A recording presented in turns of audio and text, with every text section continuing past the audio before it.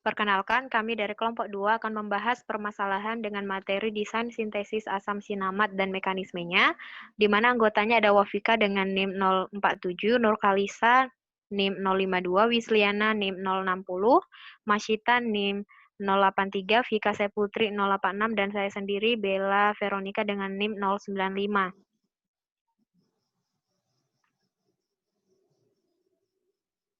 Next. Permasalahan pertama yaitu permasalahan dari saudari Wafika. Kepada Wafika disilahkan. Baiklah, permasalahan dari saya yaitu reaksi kondensasi Knoevel lebih sering digunakan dalam sintesis asam sinamat dibandingkan dengan reaksi Perkin. Nah, mengapa hal itu demikian?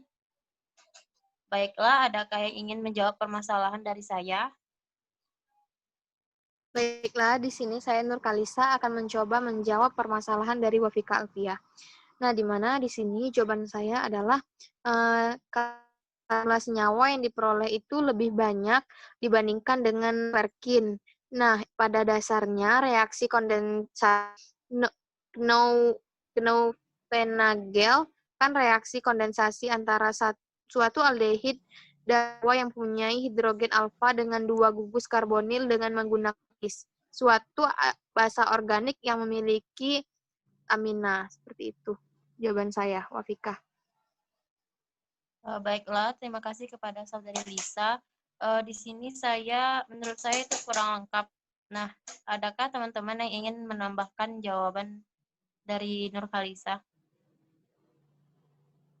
Baiklah, saya Bella ingin menambahkan jawaban dari saudari Nurkalisa. Nah, tadi kan benar yang seperti Lisa sebutkan bahwa reaksi Knoevenagel sering digunakan karena reaksi ini adalah varian tertentu dari reaksi aldol dengan eliminasi air berikutnya. Nah, ini banyak digunakan dalam kimia organik untuk pembentukan ikatan C rangkap C. Nah, senyawa metilen teraktivasi harus dalam bentuk Z CH2Z, di mana Z adalah suatu gugus penarik elektron. Beberapa contohnya itu adalah dietil malonoat dan asam malonat. Jadi reaksi Knoevenagel sering digunakan karena jumlah senyawa yang diperoleh itu lebih banyak dibandingkan dengan reaksi Perkin. Baiklah, terima kasih kepada saudari Bella dan saudari Lisa. Di sini saya akan menyimpulkan di mana reaksi Knoevenagel itu sering digunakan karena reaksi ini adalah varian tertentu dari reaksi aldol dengan eliminasi air berikutnya. Ini banyak digunakan dalam kimia organik untuk pembentukan ikatan C rangkap 2C. Nah, senyawa metilen teraktivasi harus dalam bentuk Z CH2Z, di mana Z adalah gugus penarik elektron. Beberapa contohnya adalah dietil malonat dan asam malonat. Jadi, reaksi Knoevenagel sering digunakan karena jumlah senyawa yang diperoleh itu lebih banyak dibandingkan dari reaksi Perkin. Terima kasih. Lanjut kepada permasalahan yang kedua.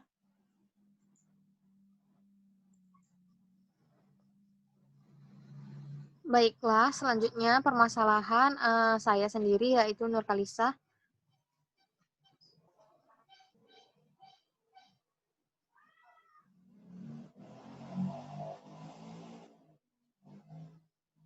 Selanjutnya yang kedua.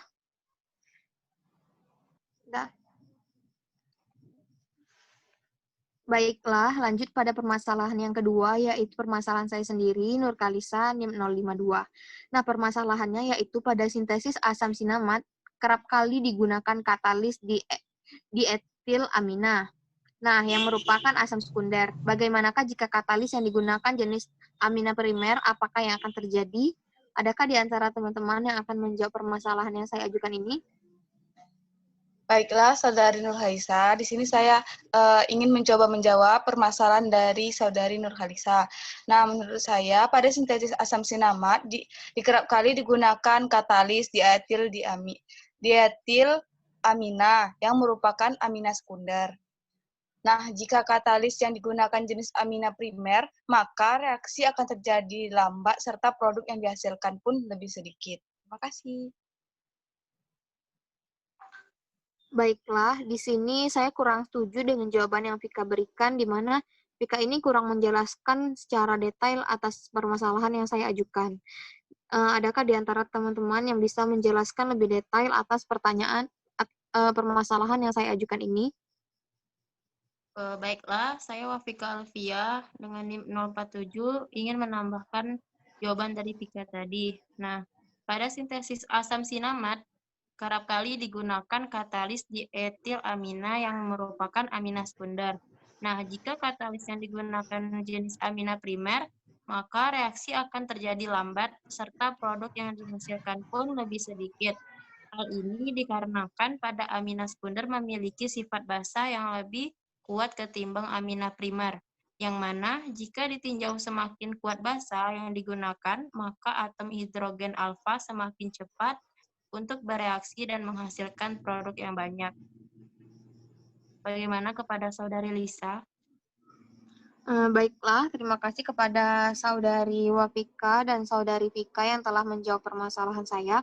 Di sini dapat saya simpulkan bahwa pada sintesis asam sinamat ini kerap kali digunakan memang di etilamina yang merupakan amina sekunder begitu. Nah, jika katalis yang digunakan amina primer, maka reaksi akan terjadi lambat serta produk yang dihasilkan pun lebih sedikit. Hal ini dikarenakan pada amina sekunder ini memiliki sifat basa yang kuat ketimbang amina primer. Yang mana jika kita tinjau semakin kuat basa yang digunakan, maka atom hidrogen alfa semakin cepat untuk bereaksi dan produk yang dihasilkan pun juga semakin banyak. Lanjut pada permasalahan yang ketiga. Baiklah, di sini saya akan melanjutkan permasalahan saya, yaitu pada blok saya terdapat dua metode reaksi untuk mensintesis asam sinamat, yaitu reaksi Perkin dan reaksi Knoe-Venegal. Nah, pada suatu keadaan ketika sintesis sinamat dari bahan awal benzaldehida dengan senyawa pengadisi asam malonat dengan katalis basa piridina dan piperidina atau reaksi Knoe-Venegal dan senyawa pengadisi anhidrida asetat dan katalis basa kalium asetat. Ini reaksi Perkin. Nah, manakah di antara dua reaksi itu yang memiliki hasil reaksi yang lebih banyak di antara dua keadaan tersebut? Nah, baik, apakah ada teman-teman yang ingin membantu saya dalam menyelesaikan permasalahan tersebut? Baiklah, saya Wafika Alfia dengan NIM 047 akan menjawab permasalahan dari Wisliana, di mana berdasarkan hasil penentuan rendemen asam sinamat, hasil reaksi Knoe-Venegal ini sebanyak 70,75%. Nah, ini lebih banyak dibanding hasil reaksi dari Perkin, yaitu 4,60%. Terima kasih. Terima kasih Wafika, tapi menurut saya jawaban dari saudari Wafika ini kurang lengkap karena tidak menjelaskan secara mendetail permasalahan yang saya maksudkan.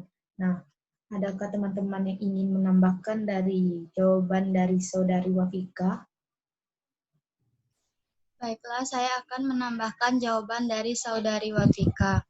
Nah, pada suatu penelitian dibandingkan antara metode sintesis asam sinamat dari bahan awal benzaldehida dengan senyawa pengadisi asam malonat dengan katalis basa piridina dan piperidina, yaitu reaksi Knoe-Venegal, dan dengan senyawa pengadisi anhidrida asetat dan katalis basa kalium asetat, yaitu reaksi Perkin.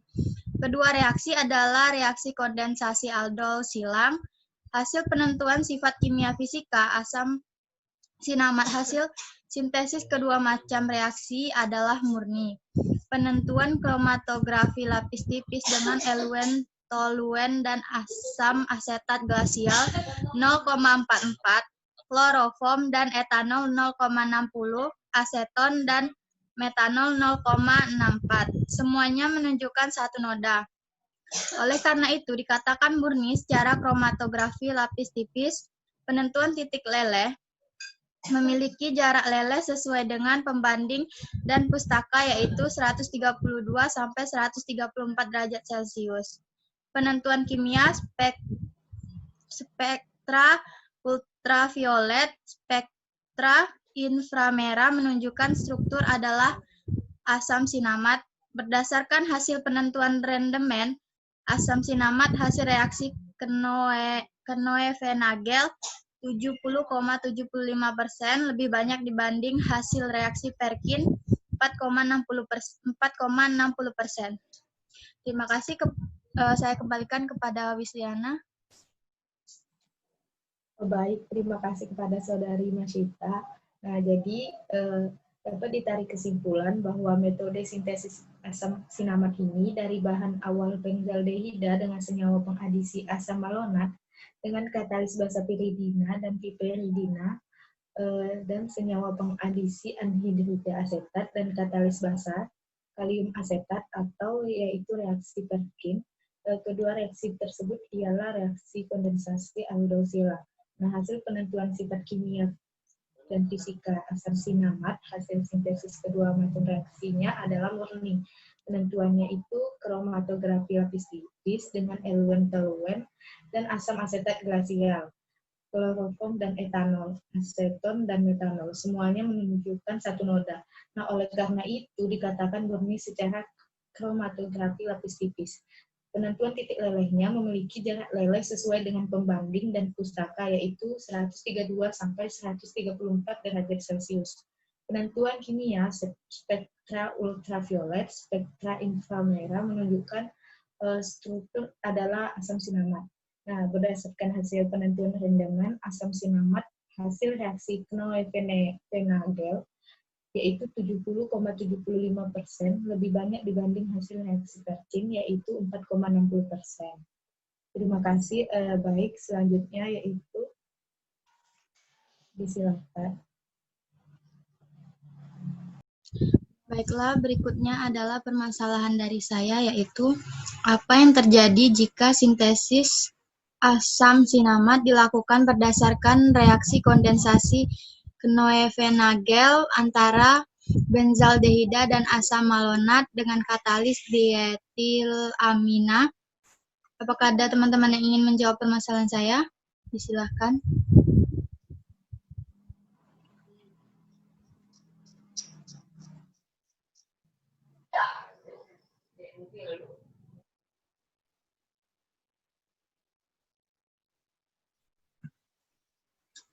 Baiklah, di sini saya akan mencoba menjawab pertanyaan dari Mas Sita. Nah, benzaldehida itu merupakan senyawa golongan aldehida, sedangkan asam malonat itu suatu senyawa yang mempunyai suatu hidrogen alfa yang terletak di antara dua gugus karbonil. Nah, penggunaan katalis dietilamina untuk mempercepat reaksi yang terjadi. Dietilamina akan mengekstraksi suatu proton alfa dari asam malonat sehingga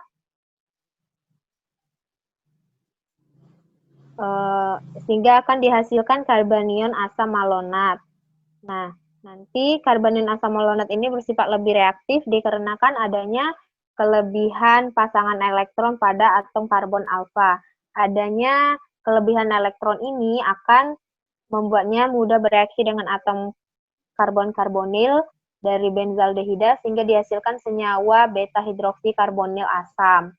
Nah, senyawa beta hidroksi karbonil asam dengan adanya pemanasan dan katalis basa akan mudah sekali menghasilkan senyawa alfa beta karbonil asam di mana pada posisi betanya terdapat gugus karboksil. Bagaimana Saudari Tata? Baiklah, menurut saya jawaban dari Saudari Bella ini kurang tepat. Apakah ada teman-teman yang ingin menambahkan jawaban dari Saudari Bella?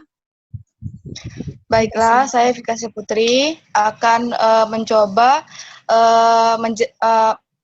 akan melengkapi jawaban dari Saudari Bella terhadap permasalahan dari Tata.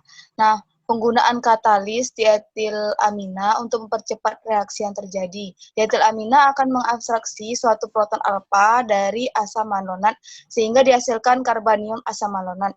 Karbanium asam malonat ini bersifat reaktif dikarenakan adanya kelebihan pasangan elektron pada atom karbon alfa. Adanya kelebihan elektron ini akan membuatnya mudah bereaksi dengan atom karbon, karbonil, dan bezaldehid sehingga dihasilkan senyawa beta hidroksikarbonil asam. Nah, senyawa beta hidroksikarbonil asam ini dengan adanya pemanasan dan katalis basa akan mudah sekali menghasilkan senyawa alfa, beta, unsaturated karbonil asam di mana pada posisi betanya terdapat gugus karboksil. Senyawaan ini dalam suasana asam dan dengan adanya pemanasan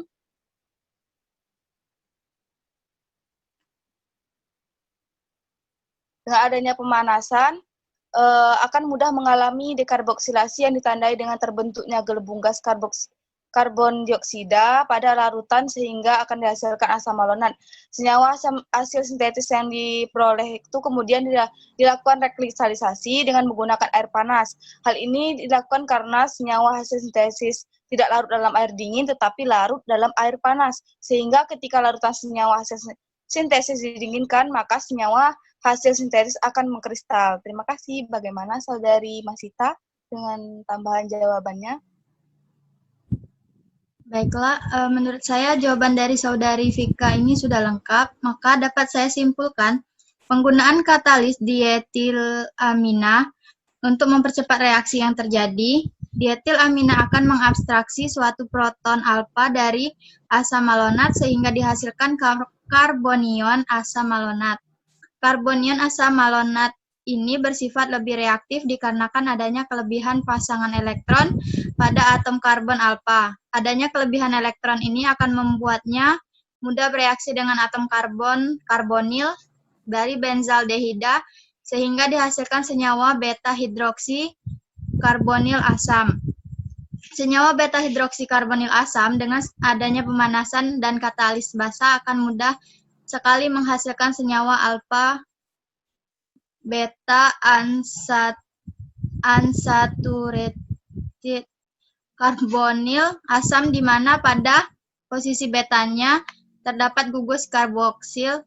Senyawaan ini dalam suatu asam dan dengan adanya pemanasan akan mudah mengalami dekarboksilasi yang ditandai dengan terbentuknya gelembung gas karbon dioksida pada larutan sehingga akan dihasilkan asam malonat. Terima kasih. Saya kembalikan untuk pertanyaan selanjutnya. Baiklah, di sini yaitu permasalahan saya, Vika Saputri dengan NIM 086. Nah, permasalahannya yaitu terdapat pada blog saya bahwa kelarutan asam sinamad itu sedikit larut dalam air, tetapi mudah larut dalam alkohol. Nah, mengapa hal itu bisa terjadi dan apa yang menyebabkannya? Nah, bagi teman-teman, adakah yang ingin menjawab permasalahan saya? Dipersilahkan. Baiklah, saya Vika, saya Wisliana NIM 060 akan mencoba menjawab permasalahan dari Vika. Nah, itu tuh dikarenakan bahwa sifat asam sinamad dan alkohol bersifat polar dan dia memiliki titik didih yang cukup tinggi. Titik didih alkohol cukup tinggi ini karena akibat langsung dari tarikan antar molekul yang kuat. Terima kasih. Baiklah, terima kasih Saudari Wisliana. Tetapi di sini jawaban dari Saudari Wisliana itu kurang detail gitu. Apakah teman-teman ada yang ingin melengkapi dari jawaban Saudari Wisliana ini? Dipersilahkan. Baiklah, saya Nurkalisa izin menjawab permasalahan yang Vika ajukan. Nah, di mana di sini menurut saya perlu kita ketahui bahwa sifat kimia dari asam sinamad itu sendiri salah satunya bersifat polar dan juga mempunyai titik didih 300 derajat Celcius. Nah, mengapa di sini dikatakan bahwa kelarutan asam sinamad mudah larut dalam alkohol? Hal ini dikarenakan alkohol itu juga polar. Nah, maka alkohol menjadi pelarut yang lebih yang maksudnya yang lebih baik untuk molekul-molekul polar daripada hidrokarbon dan memiliki titik didih yang cukup tinggi sehingga asam sinamat mudah larut dalam alkohol dibandingkan di dalam air. Nah, ingat bahwa titik didih adalah jumlah energi yang dibutuhkan untuk memisahkan molekul layar dari molekul berikutnya. Nah, ketika dalam suatu molekul berikutnya melekat pada molekul dalam bentuk ikatan hidrogen, energi yang diperlukan untuk memisahkan ikatan itu. Bagaimana, Saudari Vika? Baiklah, terima kasih kepada Saudari Wisliana dan Saudari Nurhalisa. Nah, di sini dapat ditarik kesimpulan bahwa perlu kita ketahui sendiri kan bahwa sifat kimia dari si asam sinamat ini yaitu salah satunya itu bersifat polar. Nah, juga mempunyai titik didih yang tinggi yaitu 300 derajat Celcius. Nah, mengapa dikatakan bahwa kelarutan asam sinamat ini mudah larut dalam alkohol? Itu karena sifat alkohol itu juga polar. Nah, maka alkohol ini menjadi pelarut yang lebih baik untuk molekul-molekul polar daripada hidrokarbon. Nah, dan memiliki titik didih yang juga cukup tinggi sehingga asam sinamat mudah larut dalam alkohol dibandingkan dalam air. Nah, kita ingat lagi bahwa titik didih itu yaitu jumlah energi yang dibutuhkan untuk memisahkan molekul layar dari molekul berikutnya. Nah, ketika dalam suatu molekul berikutnya melekat pada molekul dalam bentuk ikatan hidrogen, nah energi dibutuhkan atau diperlukan itu untuk memisahkan ikatan tersebut. Nah, terima kasih. Saya kembalikan ke permasalahan selanjutnya.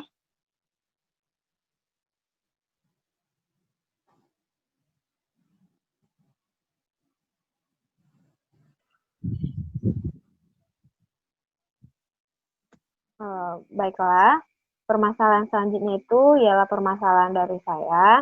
Nah, disebutkan bahwa pada blog saya itu ketika dalam pembuatan asam sinamat, ketika semakin kuat basa yang digunakan, maka pembentukan asam sinamat diyakini akan semakin cepat dan juga hasil produknya itu lebih banyak. Nah, apa yang menyebabkan hal tersebut dapat terjadi dan apa pengaruh dari si basa yang kita gunakan tersebut? Apakah ada teman-teman yang ingin menjawab? Baiklah, saya akan mencoba menjawab permasalahan dari Saudari Bella. Yang menyebabkan hal tersebut tidak terjadi karena dengan pengaruh basa yang lebih kuat, maka akan lebih cepat untuk menyerang atom hidrogen alfanya, sehingga nanti akan semakin mudah dan cepat untuk membentuk ion enolat. Terima kasih. Bagaimana Saudari Bella? Baiklah, mungkin jawaban dari Saudari Tata ini kurang tepat karena Tata tidak menyebutkan bagaimana mekanisme yang terjadi dalamnya. Apakah ada teman-teman yang bisa menjelaskannya?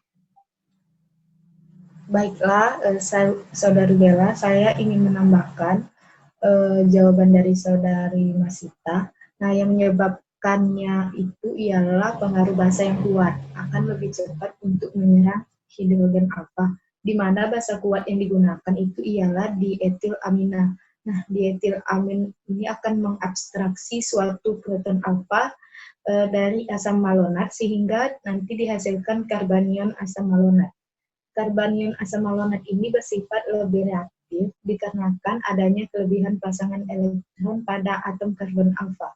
Adanya kelebihan elektron ini nanti akan membuatnya mudah bereaksi dengan atom karbon, karbonil, dan benzaldehyda sehingga dihasilkan senyawa beta hidroksi karbonil asam.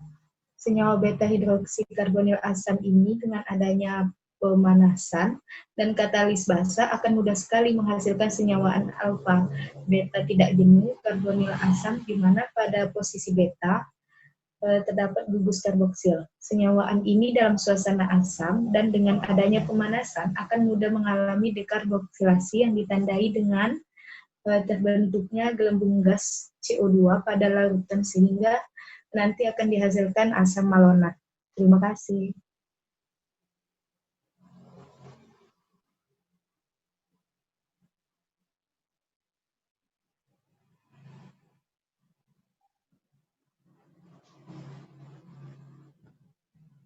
Jadi, terima kasih kepada jawaban Saudari Masita dan juga Wisliana.